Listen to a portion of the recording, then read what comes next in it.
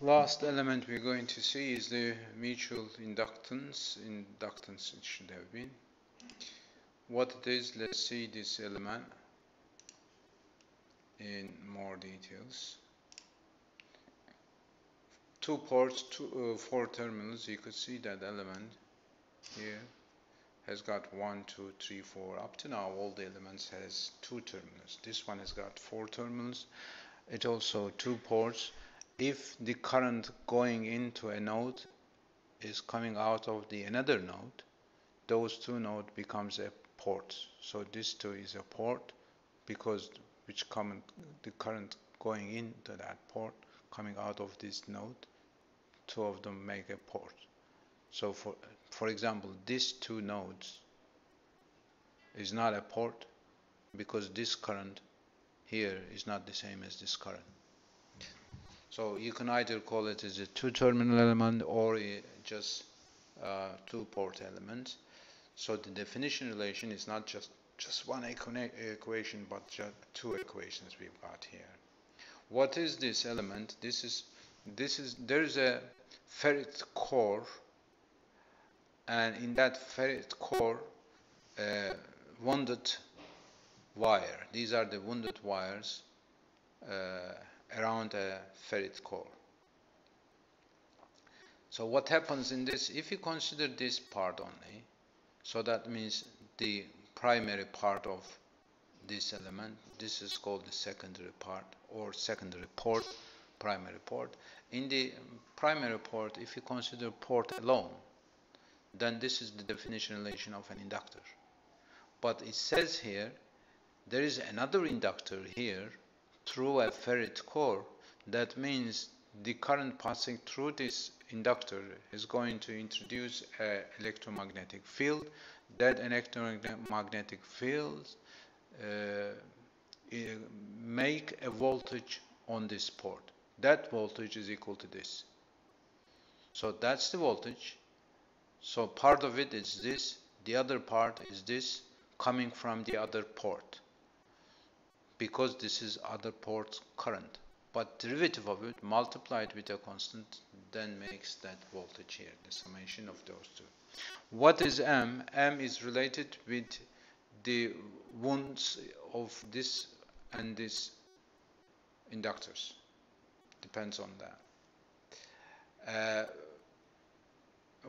When this sign becomes minus and plus, according to, look at these dots here, if both the currents of the ports are going into the nodes or coming out of the nodes, the M value is positive.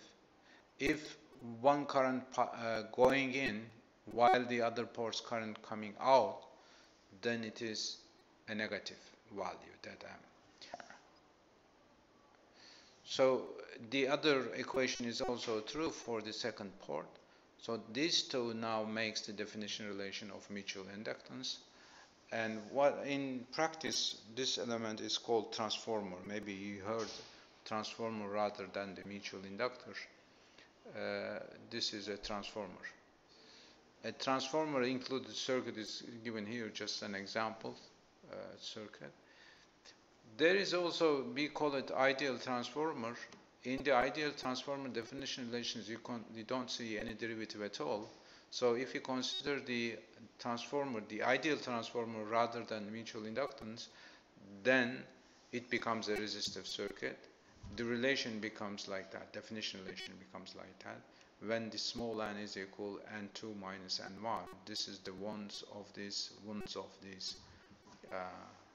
coils.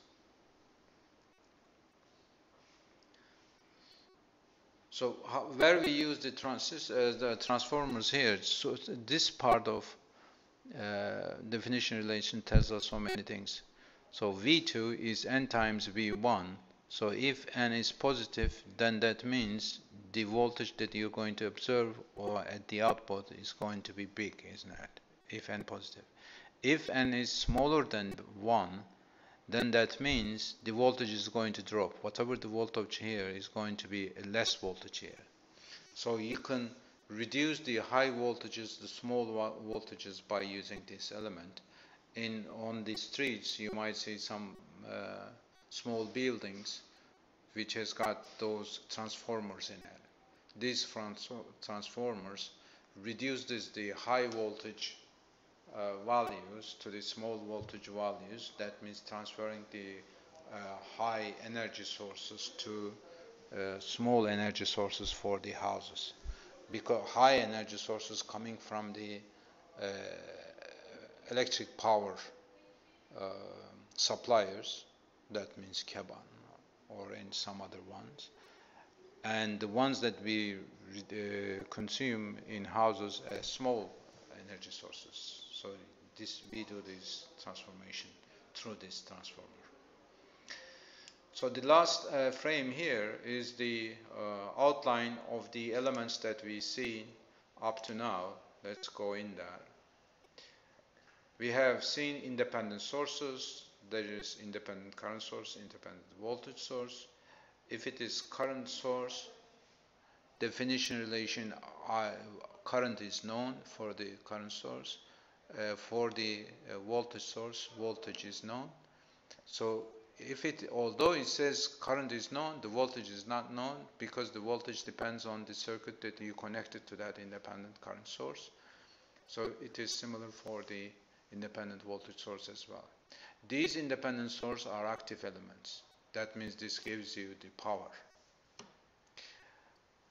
So dependent sources, there are four types of dependent sources here.